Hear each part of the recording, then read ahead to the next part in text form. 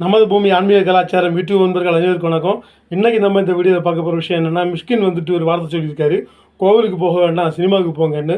கோவில் என்பது என்ன, அதன் ஐதீகங்கள் என்ன, ஏன் கோவிலில் போய் வழிபடுறோம், அந்த கோவில் புனிதத்தன்மை உள்ளது, ஒரு பழமை வாய்ந்தது, அந்த கோவிலோட தொன்மை என்ன, பழமை என்ன, கோவிலுக்கு எதற்கு போகிறோம், நிறைய விஷயங்கள் அடங்கியிருக்கு. ஒரே வார்த்தையில் முடிச்சிட்டார் மிஷ்கின். இது மிகப்பெரிய ஒரு தவறு. இது என்னென்னு கேட்டிங்கன்னா, சினிமா என்பது ஒரு பொழுதுபோக்கு நிகழ்ச்சி. ஆனால் கோவில் அப்படி கிடையாது. புனிதமானது, அதிக மக்கள் நம்பக்கூடிய ஒரு ஆன்மீக தன்மையுள்ள ஒரு விஷயம். அதை ஒரு 2 வரிகளில் கேவலமாக கொச்சையாக பேசிய மிஷ்கின் அவர்களுக்கு கடும் கண்டனம். ஒரு பக்தராக ரொம்ப வருத்தமாக இருக்குது. ஏன்னா அந்த சினிமான்னு சொல்லக்கூடியது ஒரு நம்ம கலாச்சாரத்தை சீரழிக்கக்கூடியது. அது வேண்டாத ஒரு விஷயம் தான் நினைக்கிறேன். ஏன்னா நல்லதும் கெட்டதும் கலந்துல வருது. அந்த காலத்தில் பார்த்திங்கன்னா நிறைய படங்கள் ஆன்மீகத்தை கொண்டு வந்தாங்க. இப்போ பார்த்திங்கன்னா கஞ்சா, போதை, கலாச்சாரம் இந்த மாதிரி படங்கள் மட்டும்தான் இப்போ வெளிவந்துட்டுருக்கு. அதனால் இந்த விஷயங்கள் அடங்கியிருக்கும்போது எதனால் இந்த ஆள் திடீர்னு சினிமாவுக்கு போங்க, கோவிலுக்கு போக வேண்டான்னு எதுக்கு தான் சொன்னார்னு புரியலை. இந்த கோவிலும் நம்ம எல்லாம் ஒரு தொன்று காலம் முதலே பின்னி பிணைஞ்சிருக்கிறது தான் ஆலயம். இப்போ ஆலயத்துள்ள பார்த்திங்கன்னா எப்போவுமே ஒழுக்கத்தை கற்றுத்தரக்கூடியது முதல் இடத்துல ஆலயம்தான்.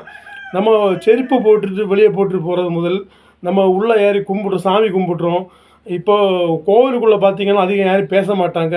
அந்த மந்திரங்களும் அந்த உச்சாரணங்கள் மட்டும்தான் இருக்கும். அப்போது அந்த சினிமான்னு சொல்லுறது கூச்சல் போடுறது அந்த அசிங்கமானது, ஆலயம் சொல்லுறது புனிதமானது. அப்போ எதுக்கு போகணும், எதுக்கு போகக்கூடாதுன்னு நமக்கு ஒரு தெளிவு இருக்குது.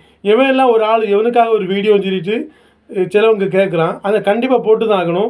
கலை நீசர்களின் ஆட்டம் ஆரம்பிக்கும் போது நம்மளை இப்போ இந்த சிவனடியார்களும் அந்த தெய்வ பக்தி அதிகம் உள்ளவர்களும் நம்ம தெய்வ பக்தியை கொண்டு சேர்க்கவும் பல விஷயங்களை நம்ம செய்துட்ருப்போம். நம்மளும் அப்போ அமைதியாக இருந்தால் இந்த கலிதீசனை அடக்கேதாரு? கண்டிப்பாக அடக்க முடியாது. நம்மளை போன்றவர்கள் களத்தில் இறங்க வேண்டும். இது கோவில் என்பது என்ன, அதன் புனிதம் என்ன, ஊருக்கு ஒரு கோவில் எதுக்கு வச்சாங்க, அந்த கோவில் வச்சதுனால தான் அந்த சொந்த பந்தங்கள் சேர்ந்து திருவிழா கொண்டாடுறதும், அந்த ஒரு வியாபாரிகளுக்கான ஒரு வியாபாரமும், இந்த நாட்டோட ஒரு தலையெழுத்து அந்த கோவில்களில் தான் இருக்குது.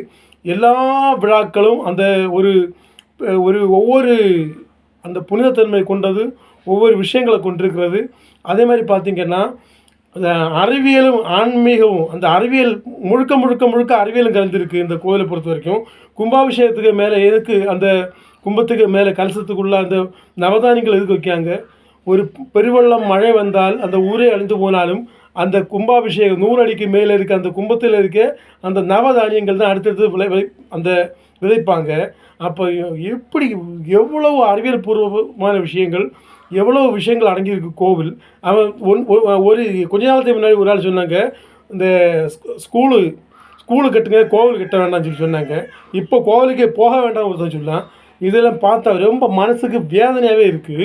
இந்த கோவில் என்பது என்ன, இந்த பேச்சை எடுக்கிறாங்க. ஏன் இதுக்கெல்லாம் காரணம் தெரியுமா? கண்டிப்பாக நம்ம பக்தி உள்ளவங்க இந்த எதிர்த்து தட்டி கேட்காம இருக்கிறனால தான் இந்த விஷயங்களை திரும்ப கொண்டு வராங்க. கண்டிப்பாக நம்ம தட்டி கேட்டு தான் ஆகணும்.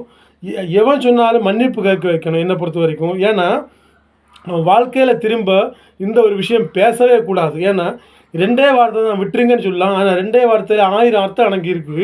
அந்த கோவில்கள் அழிந்தால் நம் நாடு அழியும் நிலை ஏற்படும், நம் கலாச்சாரம் அழியும் நிலை ஏற்படும்.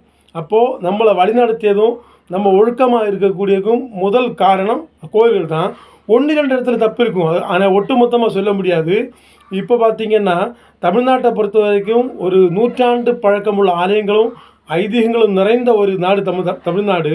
அந்த ஐதீகங்களை மக்களை உணர வேண்டும் சொல்லி நான் இந்த சேனலை தொடங்கியிருக்கேன். நிறைய விஷயம் தமிழ்நாடு மட்டும் இல்லை, கேரளா, எந்த இடத்துல ஒரு கோவில்கள் முக்கியமான கோவில் விஷயங்கள் எல்லாம் நான் இந்த யூடியூப் சேனலில் போட்டுட்டு வரேன். அதனால தான் எனக்கு இந்த வீடியோ ஒரு செகண்ட் பார்த்த உடனே நம்ம இதை பற்றி ஒரு வீடியோ போடலாமேன்னு நினச்சிட்டு போட்டுட்ருக்கேன்.